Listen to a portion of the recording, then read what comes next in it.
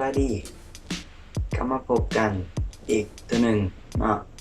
มื้อนี้ผู้ดีย้ายมาห้องใหม่ก็เลยว่าสิมาให้เบิ่งห้องใหม่ว่าเป็นจังไดแล้วว่ามันมีหยังแหน่อยู่ในห้องห้องใหม่นี่ก็บ่ไกลโรงเรียนว่าปานใดเนาะมันก็บ่แคบปานใดมันกว้างกว่าห้องเก่าที่ว่าอยู่เนาะแล้วก็เดี๋ยวให้เบิ่งแต่ว่าตอนนี้กำลังรอถามีเดี๋ยวกินมีก่อนมื้อนี้คิดจะกินร้อนๆเนาะก็เลยว่าต้มมีกินมีแล้วเฮาไปเบิ่งก่อนว่าอยู่ในห้องมีหยังแหน่เนาะ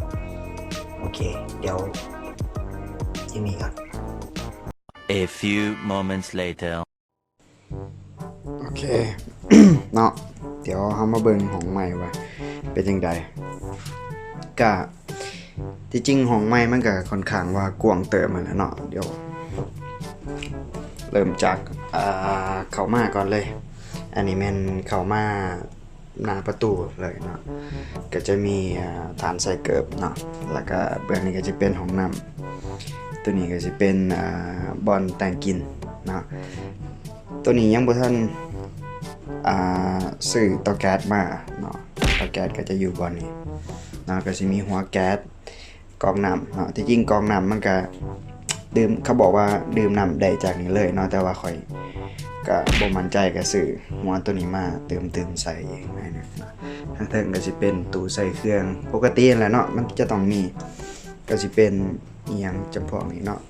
ส่วนเบื้องนี้มาก็สิเป็นสั่นใส่เครื่องซึ่งว่าได้มาจากรุ่นอ้ายเนาะรุ่นอ้ายคนไทยที่เขาจะจบไปเขาจะเอาให้เนาะก็สิมีโต๊ะตัวนี้นำโต๊ะตั้ง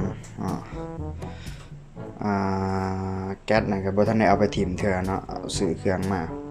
ก็สิมีโต๊ะอยู่นี่หน่อยนึงบ่นอนอยู่ข้างนี้เนาะแล้วก็สิมีแอร์ปากกังนี่ก็ซื้อมาใส่ใหม่เนาะส่วนออกไปทางนอกก็สิเป็นระเบียงเนาะบอนตากเครื่องอย่างต่างๆแล้วก็ตัวนี้ก็สิเป็นตู้ใส่เครื่องมีเสื้อผ้าทางในตัวนี้เป็นไมโครเวฟเตาไมโครเวฟของรุ่นอ้ายที่เขาเจ้าเอิ้นให้ไปเอาเนาะรุ่นอ้ายคนลาวแล้วก็อยู่ในห้องน้ำก็สิมีจังซี่เนาะประมาณนี้ก็มีอ่างอาบน้ำแต่ว่าห้องนี้มันก็สิเป็นห้องเก่าๆแน่แหละเนาะก็เลยว่าเครื่องของทุกอย่างอาจจะเก่าแต่ว่า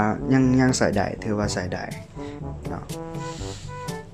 ก็สิมีประมาณนี้เนาะสำหรับห้องใหม่ส่วนพื้นนี่เขาน่าจะปูให้ใหม่เนาะก่อนที่เขาจะเข้าก็น่าจะ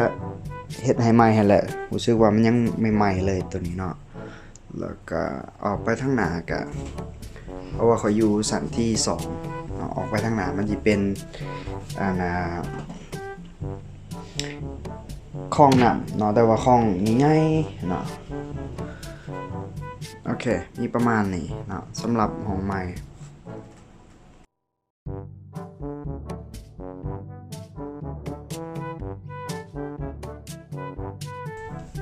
โอเคเป็นจังได๋ห้องใหม่เนาะ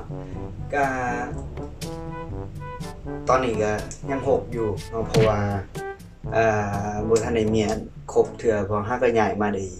2-3 มื้อเนาะแล้วก็ช่วงมื้อก่อนก็มีประชุมอยู่ห้องแลบก็เลยว่าบ่ค่อย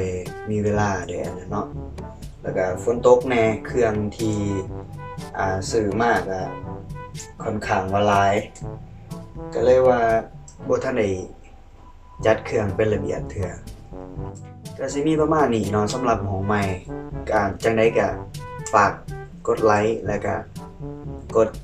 Subscribe แน่เดี๋ยวมีหยังน่าสนใจเดี๋ยวจะถ่ายคลิปมาให้เบิ่งเนาะคิดว่าต่อไปเดี๋ยวอาจจะได้ไปถ่ายอยู่แถวนอกๆแหละเนาะเดี๋ยวให้ไปเบิ่งตัวเมืองก็จะว่าเป็นจังไดเนาะ